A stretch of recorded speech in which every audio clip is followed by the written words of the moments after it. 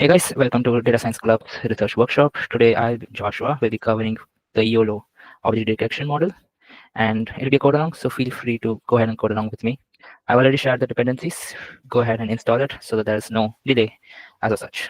Okay, so what all will I be covering today? I'll be going ahead and showing you guys and helping you get a better understanding of how the YOLO model itself it puts out its results, because what I have found in previous projects and everything, especially people who are new to object detection, always are not able to understand the results itself and use it for its full potential, especially when they are playing around with it.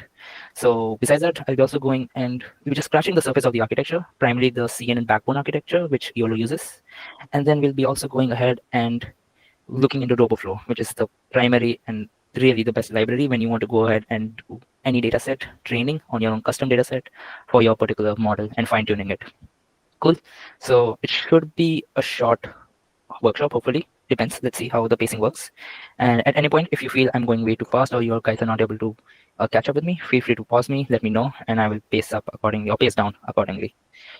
And then, yeah, and if time permits, we'll actually go ahead and build our own class for a model, which will be a wrapper actually, and then going and configuring for our use cases and anything for our projects.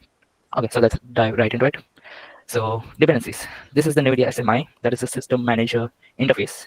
It'll be going and showing you if you have a particular GPU. In my case, I'm going and using the Kaggle's GPU P100, and I'll be going and making sure that it is connected. This is especially useful if you're going ahead and using CUDA in your local systems. So my draft is starting. We are going also pip install it. So there you go. So I'm currently using the P100 and it is being at the index 0. And pretty much it's working. So that's a confirmation. I went ahead and installed my Ultralytics and RoboFlow, the libraries. And these are the particular libraries that we will be going and using for our session today. So these two, the CV2 and the matplotlib, will be of course for visualizing the images that we'll be using and getting a better sense of what we're going, input OS for all the different directories and paths that we'll be working on. And the sklearn cosine similarity that we'll be going and looking further. We'll be not diving deep into it, we'll be just going and using it for understanding how feature maps work and how we can go and use it for our similarity index. And then of course, Ultralytics, we are going and importing the YOLO model itself, or rather this is the class that will be going. TensorFlow and Torch, both the frameworks, will be going and working with it. Let's quickly run this, understanding the model and loading the model. Fine. I'll be using for this case, actually recently YOLO went ahead and released its V12. So we'll go ahead and use the V12 itself. It's YOLO V11, 12.9 point. Downloading. And let's go and do a quickly test image. So I have loaded a cat and dog, the most standard library possible for it. And let's go and get a quickly an image for this. So I'm going to go and define my image path, which will be nothing but a directory to my particular image. So let's go and grab quickly one image. I don't know, 17. I'm loading it in. I'll go and reading the image using a CV2 library itself. So cv2.imread image path and plotting it. So that is plt.im show my image. Cool. And that's one ugly cat. Very ugly. Okay, by the way, you'll be noticing how it's being read in BGR format instead of the RGB. So let's go and quickly convert that into RGB. So cv2.convert color. I'll be passing the image itself, which has been read. And then I'll be going using the CV2 itself to go and change the color from BGR to RGB. So simply going and changing the channels. I am very curious about if this is going to actually go and predict it. Okay, fine. So let's go and quickly predict if our model, which we have used, in this case, the YOLO V12, is able to go ahead and predict what this particular image is of. So I'm going to simply go and pass the image and let's go and plot it. I'm getting quickly why I'm going and plotting it as an index, but let's just go and see. Model of predict image, result of 0, no detections. That is very sad because that's a very ugly cat. Fine, we'll go and switch image. We'll go for something. Hopefully a quick cat. Perfect. And let's go and predict this one. And we have only got one cat. That's interesting because we do have 3 cats and yet it's going ahead and predicting it.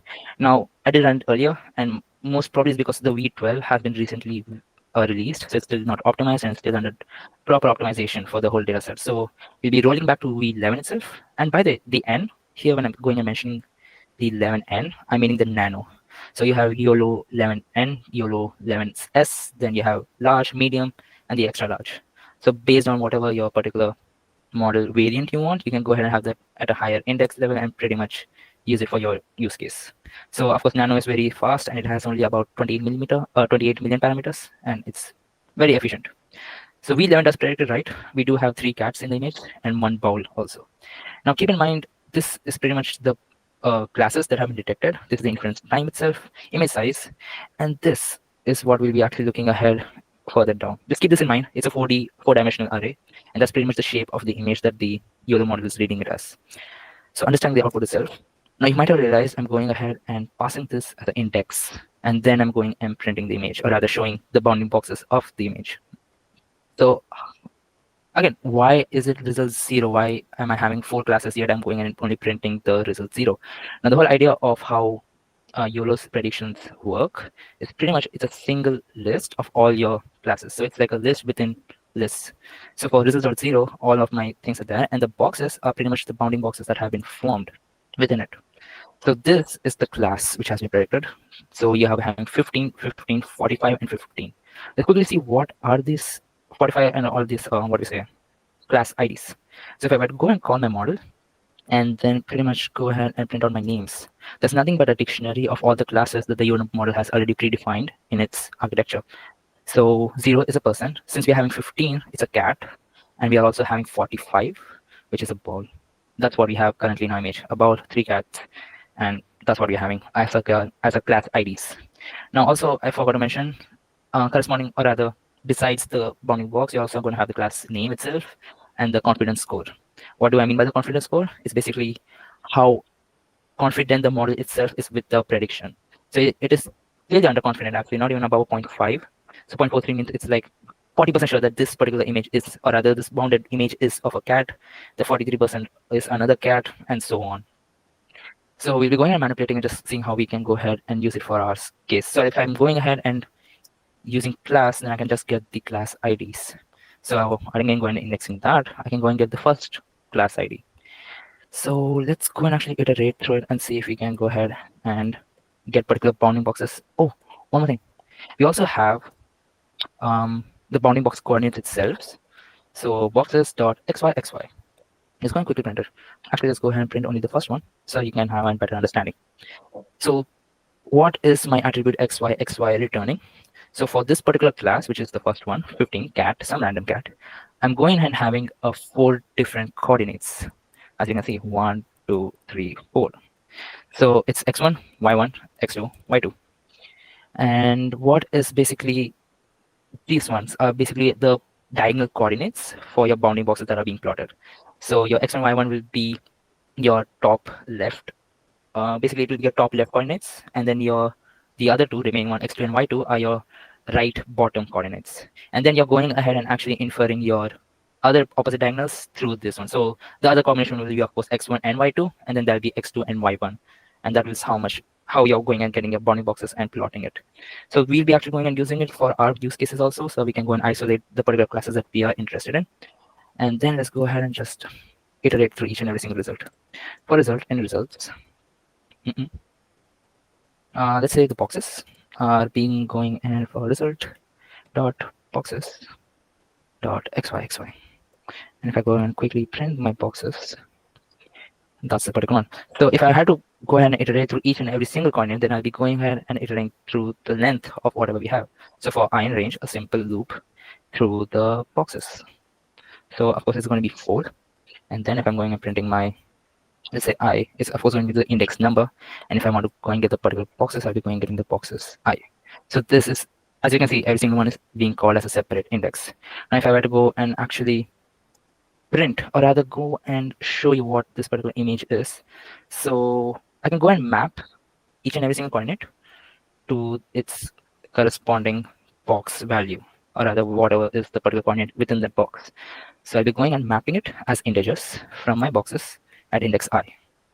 And then I can go ahead and actually, you know what, let's go and get the image crop, which is nothing but I'll be cropping my original image, which is the cat as I had defined it here.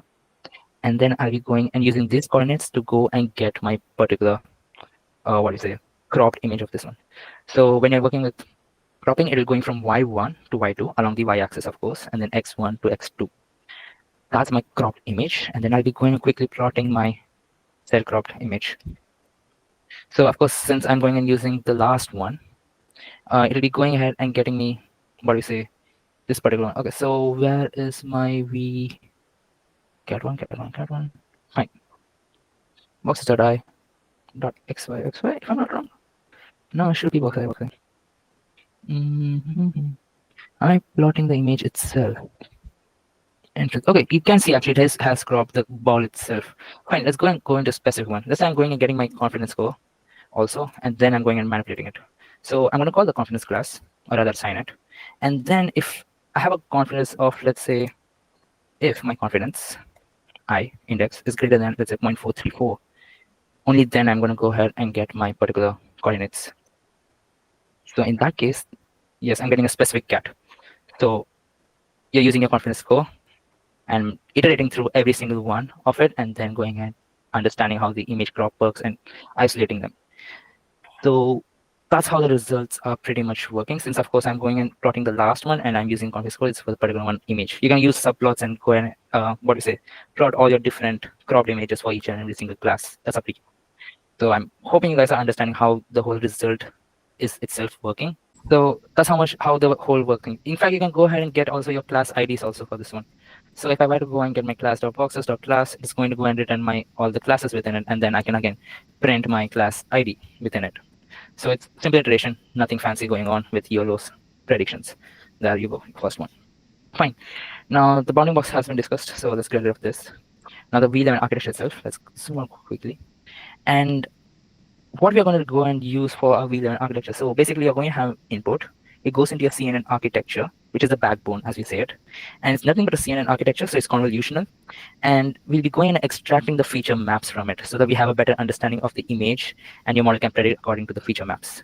So in our case, the YOLO V11 uses C3K2 as its primary architecture. So it's a modification of the CSP, that is a cross-stage partial. And in basic terms, what is considered for our use case is the fact that it actually uses 3x3 kernels. Since it's a 3x3 kernels, at a single, pass is going ahead and really computing really small areas of the particular image and then going ahead and understanding and extracting all the feature maps that we need. So as you know, a YOLO or any object detection is really fast and it really needs inference time to be really low. So the YOLO model architecture allows you to go ahead and process all these feature maps really slow and rather really fast at a smaller scale, and then it keeps going on merging it, and we'll be going and getting an inference at a much speeder time. It's basically the computation. You want it to be as deployable as possible. You can go ahead through the details again later on, but for our particular case, we are going to go and extract the architecture itself, and this will be only the first 10 layers of the architecture that will be going and extracting. So backbone is nothing but my model.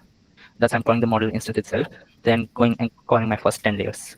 And if I were to go and print my model's backbone itself, you can see what's happening. There you go. So you're having basically all your convolutional neural networks and all the particular layers. And these are only the first 10, as I mentioned.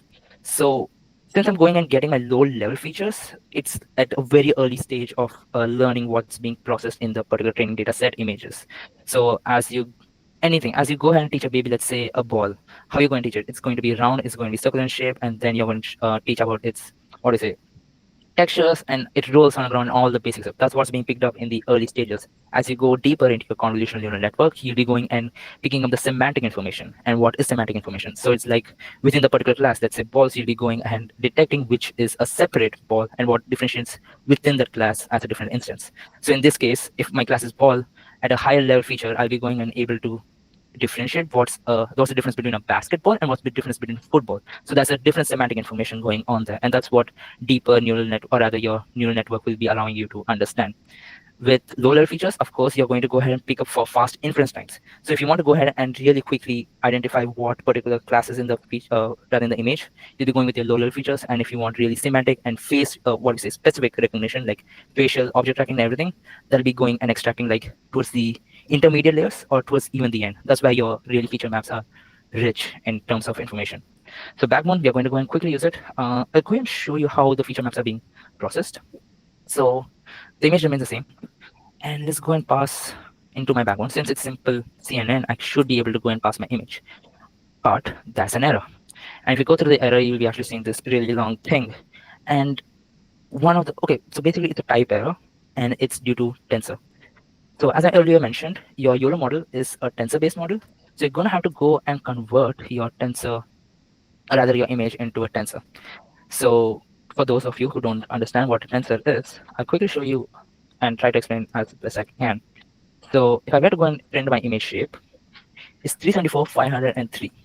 And what these particular values are actually is the height, width, and the number of channels the image has. So in our case, we'll be having 374 as the height, and the 500 is the width, and the number of channels, which is the RGB, as 3. But how does a tensor work is basically it is a 4-dimensional image, or rather it takes an image of 4 dimensions, and it will be going ahead, instead of having your channels at the end, you'll be having the channel at the beginning. So it'll be 374 and then 500. So it'll be CHW. And besides that, we're also having a 4th dimension, which is the batch size, which goes at the very beginning. So let's say we have a batch size of 1, so it'll be 1 followed by the channel number of channels in the image, and then we'll be having the height and the width. So let's go on. Actually, you might have seen it. That's what I mentioned earlier. When my image was being processed, it's going ahead and processing it like this. So this is the batch size, this is the number of channels that I'm processing, this is the height, and this is the width of the image. We'll be going ahead and configuring, or rather going ahead and converting our image, the current one, into an image tensor. So let's quickly go and convert it. So .torch.tensor, I'm passing the image. And since I'm going and basically simply performing a cyclic shift where my last value is coming all the way to the front, I'll be going and using permute. And since, let's again help you visualize. Since my channel is coming at the front, so 3 is basically my index number 2, which will be coming all the way front, so 2, followed by 0, which is my height and my width.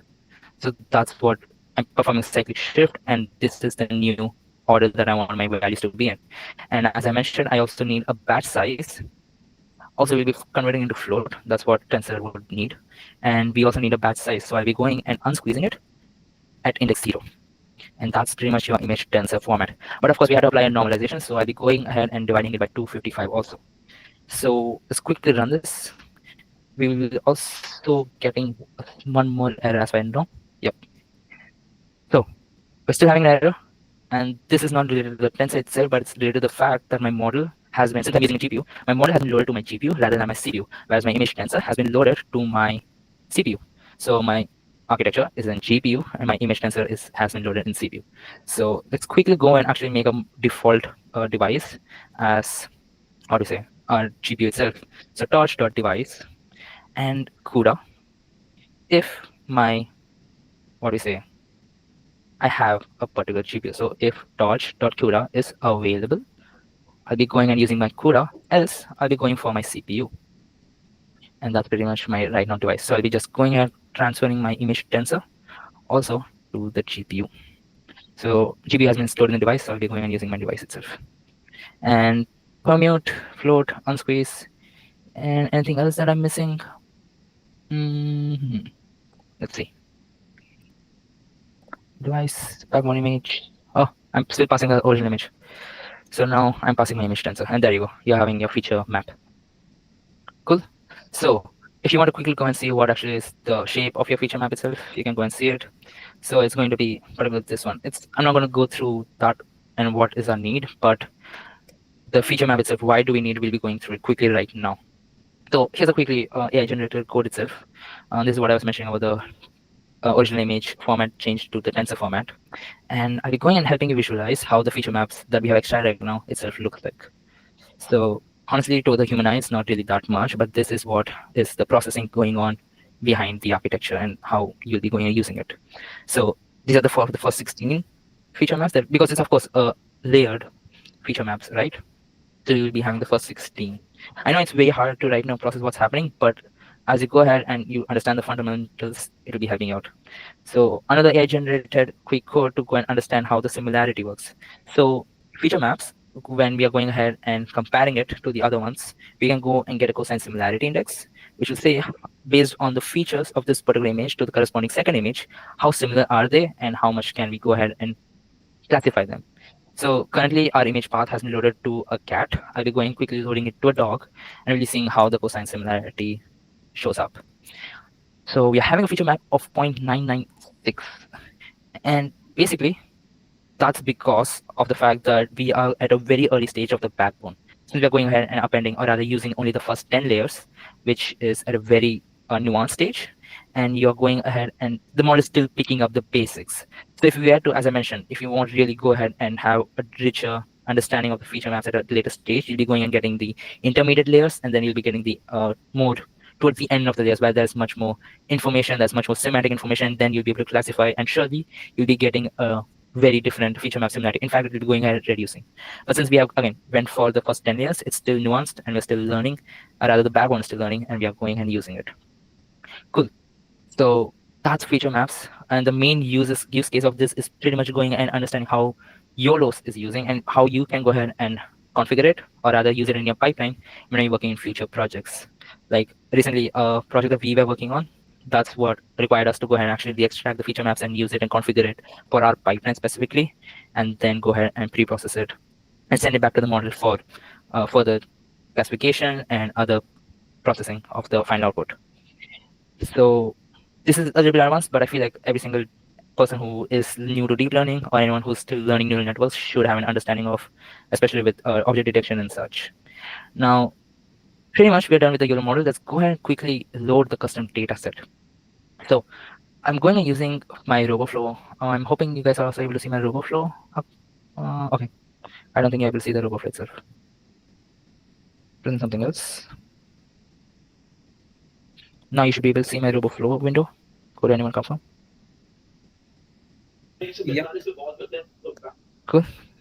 So this is a particularly data set that I'm using from RoboFlow itself. It's a CCTV object detection computer vision project, and simply go and create an account in RoboFlow. You should be able to have access for it.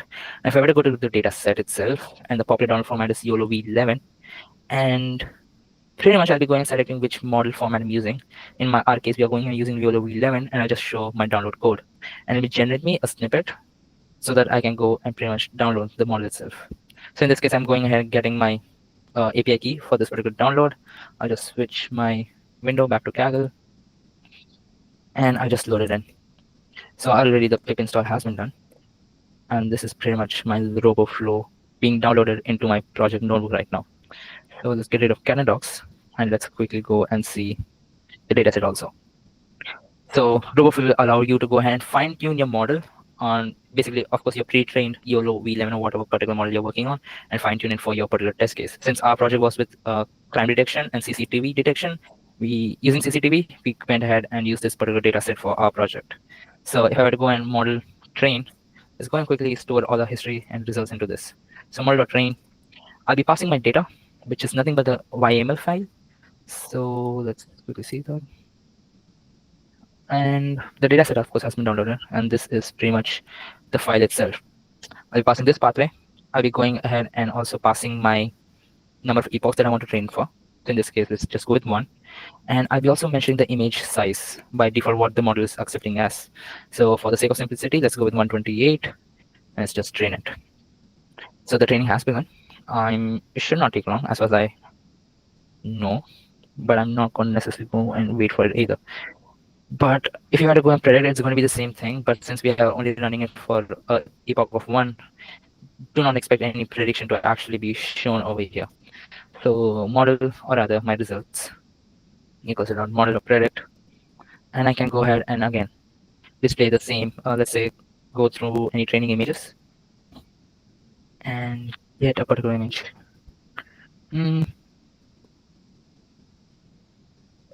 Yeah, let's go with this one. Please give me anything. Cool, copied. I think our model is also trained. I can feel the lag also happening in my notebook right now. Fine. And this is the image path. I strongly doubt anything is going to be predicted right now. But when you will be, of course, going training it for a higher number of epochs, you'll be going ahead and getting a particular prediction. So in this case, of course, we have no detections. And when you do it, you'll be having yours. So that's pretty much how you go ahead and train your data, or rather your custom data set on it. It's simple.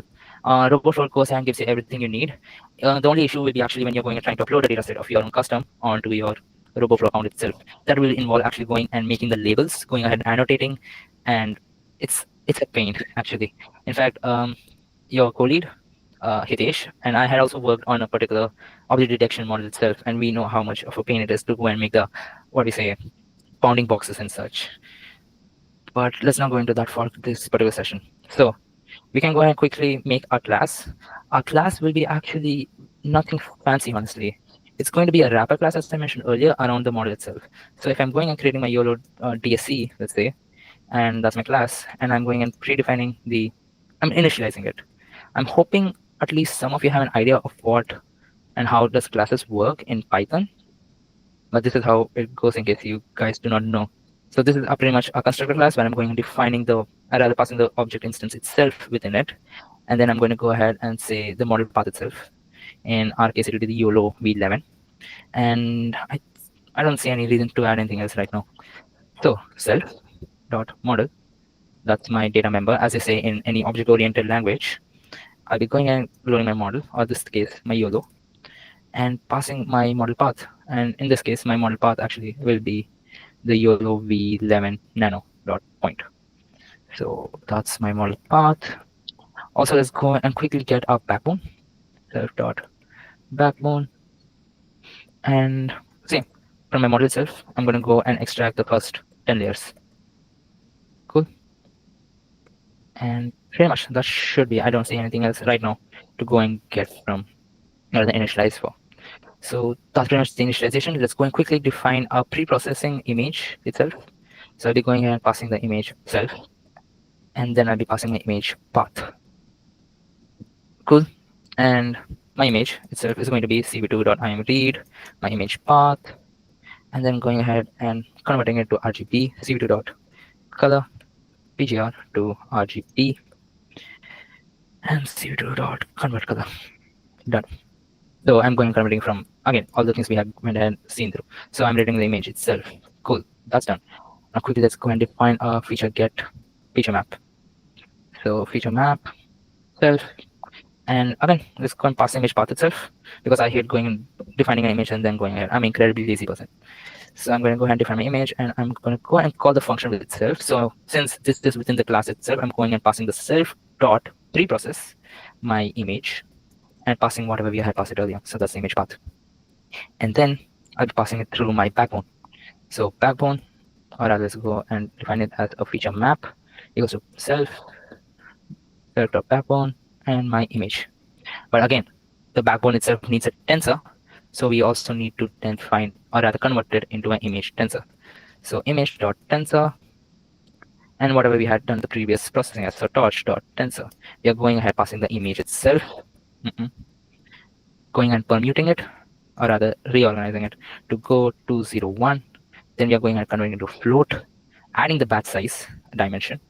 So unsqueeze at index 0, and pretty much normalizing it. Done. And just to avoid any errors, we'll also go and transfer this to the device that we currently are in. So to device, I had predefined it, so I don't think there should be an issue. I should be using the global variable itself. Cool. So I'll be going and passing my feature map will be image tensor. But of course, let's remember the fact that we're actually going and dealing with what do you say, results. We're not going ahead and actually getting the image path itself. So right now, this is going and getting the feature map for the image itself. But let's say when you're working in a big project, or rather going and really predefining it, you'll be going and extracting the feature maps for a specific class, or rather specific bounding box. In that case, you'll be going ahead and pretty much going and model predicting it. So cropping it and getting the results, or rather extracting the feature map for that particular bounding box. So self.predict, or rather my model.predict the image. Cool. And as we have seen earlier, we'll be going ahead iterating through the results itself. So that's actually, this is kind of distracting. For results, we'll be going ahead and getting the boxes, same method that we had seen earlier. So result.boxes.xyxy, which is the coordinates, and iterating through those boxes for I in range of the length of the boxes. Good. Boxes at index I. And again, you can go ahead and define a confidence threshold. In fact, you can go ahead and define a threshold value here itself. So it will allow you to get only those confidence scores within, or rather you only classify those. It's up to you. I'll set for this particular case as a 434, I guess.